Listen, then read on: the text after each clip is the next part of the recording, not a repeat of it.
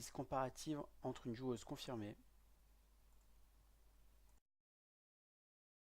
et une joueuse débutante. Il y a 4 phases lors du tir en suspension au handball. La première est la phase d'élan.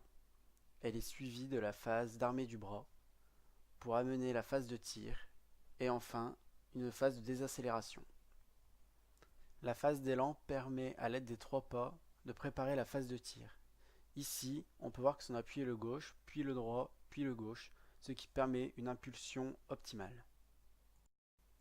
On peut aussi voir que l'impulsion se fait vers le haut et vers l'avant afin que la joueuse réduise la distance avec le gardien.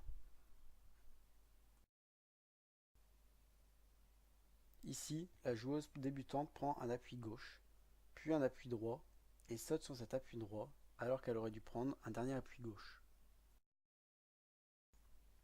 De plus, la joueuse prend une impulsion uniquement vers le haut et retombe avant la zone. Elle va aussi lâcher sa balle avant son impulsion.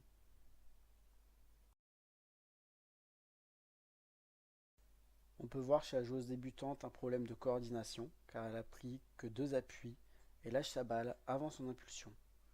La joueuse confirmée, elle, va prendre un 3e appui et lâchera sa balle dans les airs. De plus, on peut voir que les angulations sont différentes et que l'angulation optimale est 90 degrés. La phase d'armée du bras prépare le haut du corps au tir. Les mouvements du coude et de l'épaule sont 2 facteurs importants qui vont contribuer à la vitesse de la balle au moment du lâcher.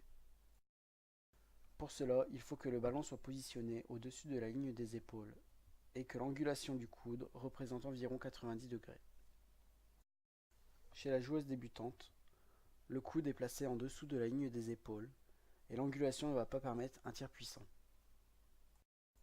Comme on peut le voir chez la joueuse confirmée, les rotations des hanches et des épaules sont particulièrement importantes pendant cette phase.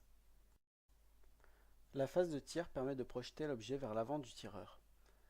Elle commence au moment où l'épaule amorce un mouvement de translation vers l'avant et se termine au lâcher de la balle.